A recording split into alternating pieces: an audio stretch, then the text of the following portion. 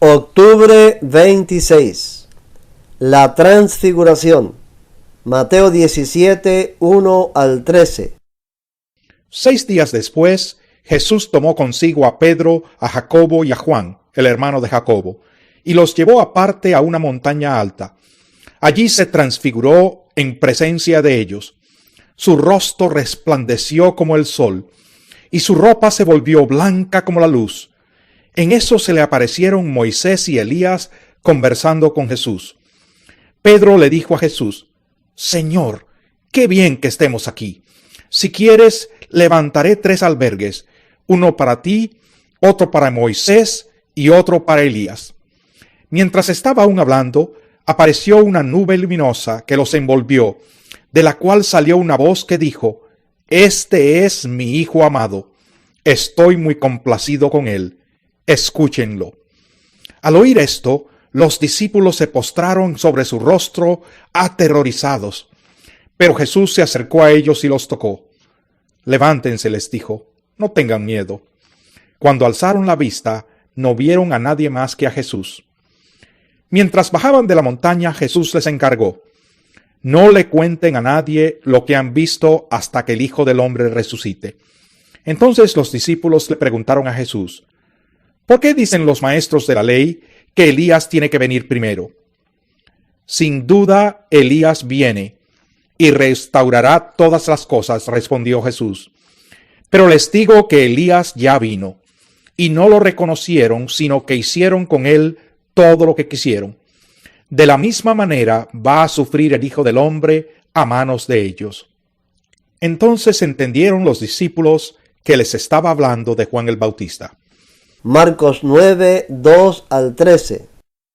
Y añadió: les aseguro que algunos de los aquí presentes no sufrirán la muerte sin antes haber visto el reino de Dios llegar con poder.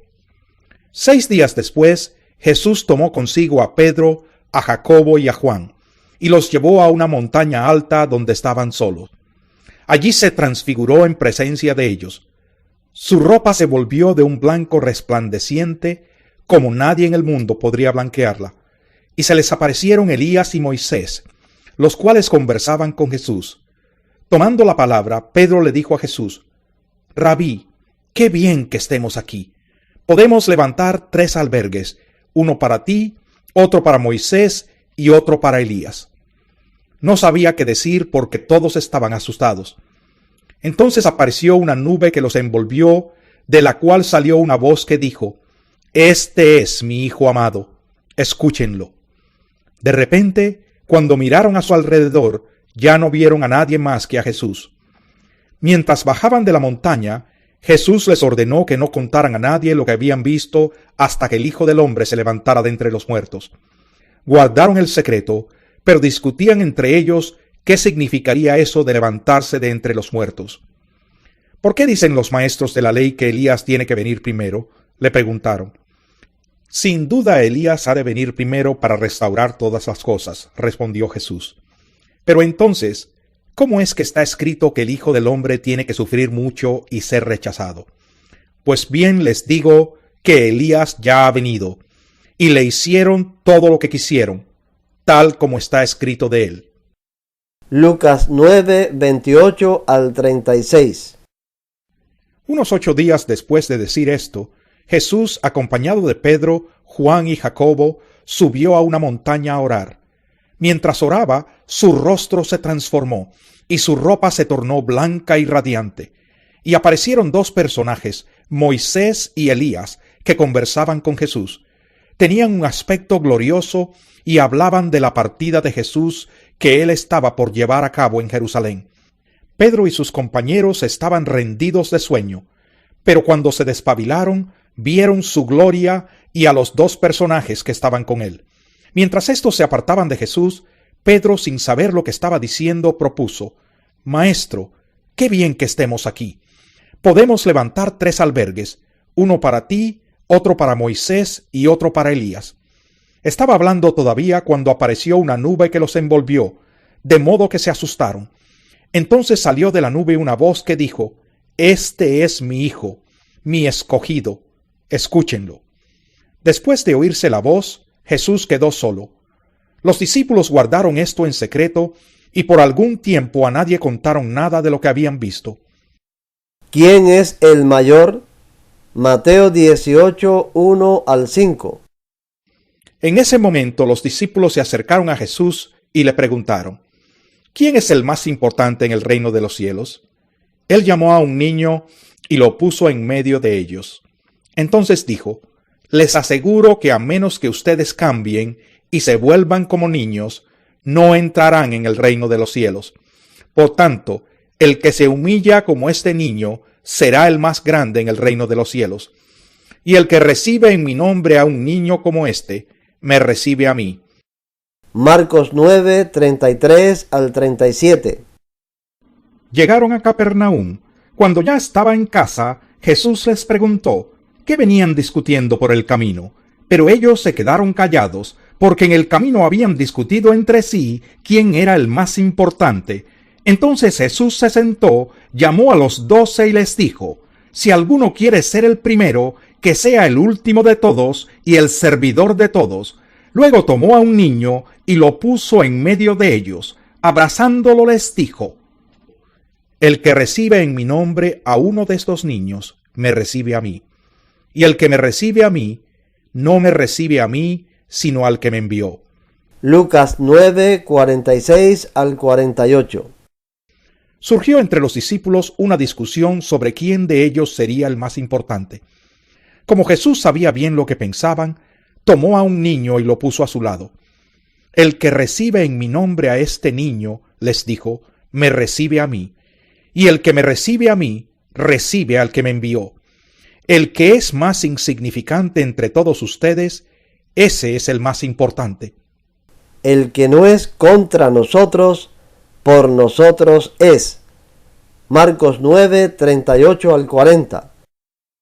Maestro, dijo Juan, vimos a uno que expulsaba demonios en tu nombre, y se lo impedimos porque no es de los nuestros.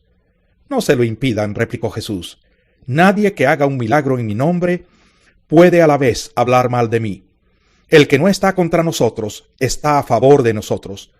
Lucas 9, 49 y 50. Maestro, intervino Juan, vimos a un hombre que expulsaba demonios en tu nombre, pero como no anda con nosotros, tratamos de impedírselo. No se lo impidan, les replicó Jesús, porque el que no está contra ustedes está a favor de ustedes. Jesús reprende a Jacobo y a Juan. Lucas 9, 51 al 56.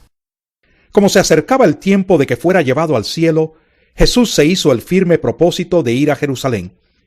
Envió por delante mensajeros que entraron en un pueblo samaritano para prepararle alojamiento. Pero allí la gente no quiso recibirlo porque se dirigía a Jerusalén.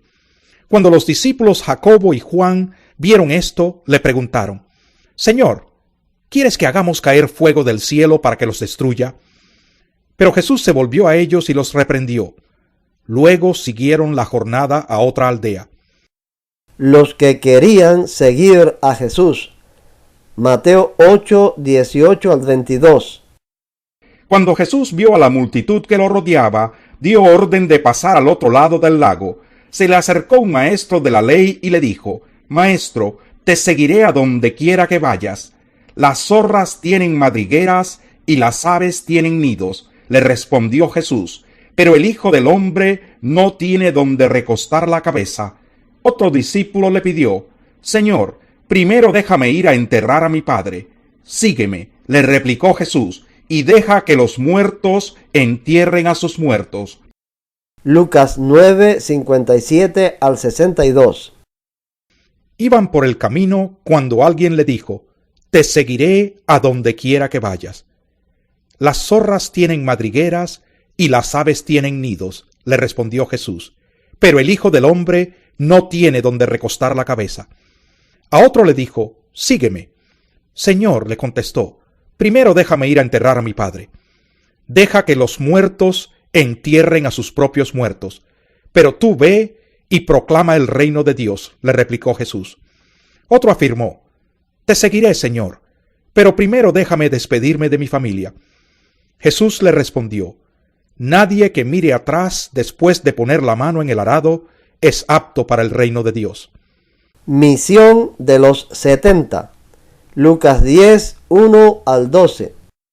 Después de esto, el Señor escogió a otros 72 para enviarlos de dos en dos delante de él a todo pueblo y lugar donde él pensaba ir.